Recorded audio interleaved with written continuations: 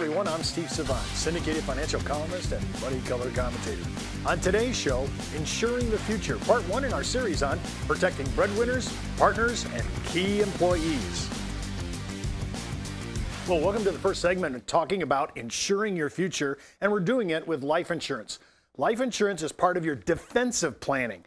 Before we do anything like investing, before we start really saving, we got to make sure that our defensive plans are in place. One of those would be your health insurance, maybe a disability plan, maybe life insurance, some of the basic insurances for covering my house, for covering my cars, for renter's insurance, for all my toys, like recreational vehicles. I have to protect all those things to make sure that I don't have a liability, an economic liability. If my house burns down and I don't have any insurance, I'm going to be really hurting. That's my largest asset. My second largest asset is generally my car. The same thing, especially if I am making payments, the bank is going to make me do it. So I always want to look at insuring my future. Something may happen to me. Now, our census in the United States is great. Hardly anybody really dies as far as numbers and the attrition rate on actuarial, the actuarial science of it all. We really don't have that many death claims. I think even term insurance has less than 2% death claims all throughout all the policies and all United States carriers combined. So that's a pretty good number, and it tells us, hey, we have a pretty good society here. So I want to do is insure my future anyways. For example, if I'm a young parent and I have obligations to my spouse, I have obligations to pay my mortgage, I have obligations to take care of my children. If I'm not there, I need to be able to take care of all my bills that I owe right then and there, as well as factor in my human value. Think about that. We may think of a millennial coming out of college right now, and let's say that person's 20 years old, graduating a little bit on the early side so I can do the math in my head. And they work till 70, that's 50 years. And let's say the average cost, or their average payout, salary, over 50 years is whatever X it is. They could have $2-3 million worth of earning potential. And that's human value. And when you have low interest rates the way we have it today, you can't have a death benefit. You say, I have $1 million. Well, that's not going to really do anything for you.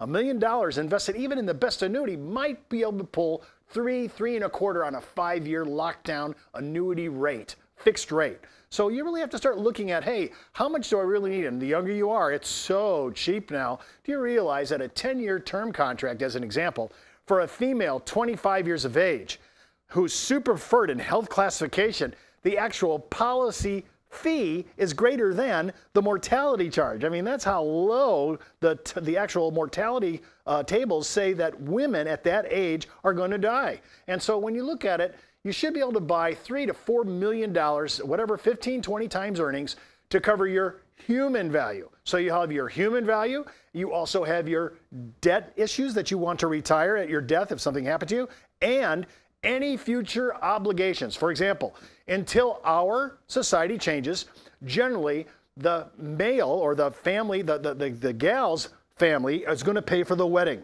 Sometimes the wedding is just as big as a year in college. So I'm going to have to look at future obligations to a wedding if I'm not here, college if I'm not here. I might have to look at my retirement for my spouse if I'm not here, and to take care of my spouse with long-term care later on in her life.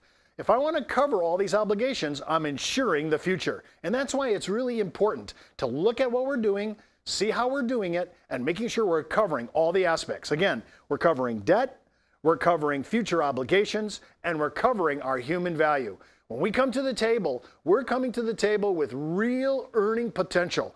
All those three start to tabulate what we really owe and what we really need to live on. And if my spouse, and remember, a lot of us are really predicated on 2 incomes today. So I may have a mortgage, but it might be on both husband and wife.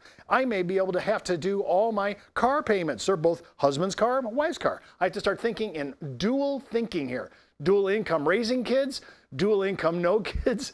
And then some guys are having single income no kids and single income raising kids. I have to cover all the future eventualities. That's my job, and it's really cheap, especially at the very least, you should be doing term to do this. Now, when we're looking at it, I'm looking right now, your insurance, it's your life, it's going to have to be on you.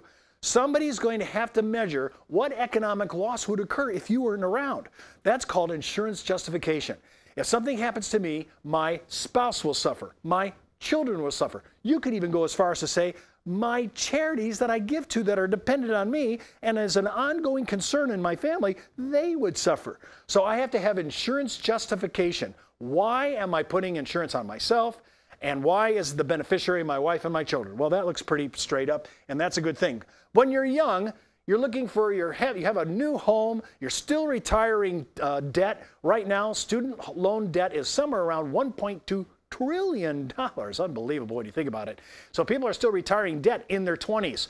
So it's not only are they trying to save for a down payment on a home, but they're also trying to retire debt. It's difficult to get secure loan right now if you don't have that. And a lot of people will look at it, especially mortgage insurance, and say, hey, listen, I think you need to have a death benefit covering you here because we're obligated on the mortgage and you can't make the mortgage payment on just one surviving life. So that's young people. People that are working, that are parents, you start having children here, hey, a whole new game. And if you could start saving for college immediately, it would be great, even if it's a small amount. Try to get into the discipline of putting small amounts away. You never know what's going to happen. You open up accounts, slowly but surely, you're putting money away to save for your child's education. But if you're not there to do it, who's going to pay for that? So I start looking at basic ideas. How can I ensure the future of my spouse and my children if I'm not here? And of course, remember, I'm doing my spouse as well. So with either one of us, I try to take, even if you're what you say, well, my wife does not work. Well, even if you're more of a traditional family in that regard and the traditional roles, keep in mind, you can't take care of your kids. You're not going to be able to take care of the things in the home. You're going to have to outsource all that. So you just need to start thinking in terms of, if I lost my spouse, even if she's a non-working spouse, she needs to be covered. It would be tough, almost impossible for you to hold a full-time job, take care of your kids, and take care of your household. Believe you me, let your wife leave for about a week and a half to 2 weeks with her sisters on an antiquing trip like my wife likes to do. And let me say, you're out there 2 weeks, you'll get a good idea what it feels like to be single. Remember also, you want to start thinking about how I'm going to support my kids and maybe my parents. The baby boom generation right now is the first generation that not only took care of their parents in their long-term care expenses, but we're also trying to simultaneously take care of their kids for college tuition. We didn't really retire our mortgage, so we're still carrying a mortgage into our retirement, which, by the way, is the first generation to ever do so. So we start to have to look at what would happen to me if I had to take care of my parents and I wasn't there. So I might be in my 50s saying, boy, I know somebody has to take care of mom and dad. I better insure myself since I'm pretty sure that I'm going to be doing this as the caregiver. It's really important to do this. And then, of course, when your kids are gone and you're in retirement, you start to think about what permanent insurance would you really need to insure your future. We all are going to have final expenses. We're going to have some kind of funeral costs at the minimum. If you have permanent obligations like that, as an example, then you need permanent insurance forever. And it may not be a big chunk, but you need enough money to take care of final expenses, which will include your medical, taking care of any outstanding bills, and of course, your own funeral arrangements.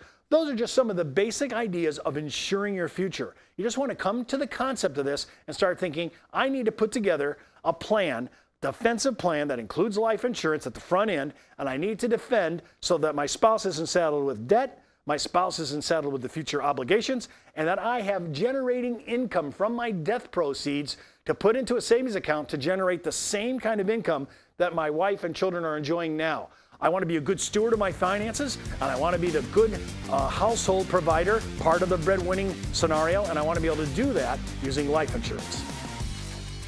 Don't forget to watch our next segment on term life insurance, part 2 in our series on protecting breadwinners, partners, and key employees. And keep in mind, before moving forward with any of the ideas on the show, always check with your tax consultant, legal counsel, or financial advisor. You've been watching Steve Savant's Money, the name of the game.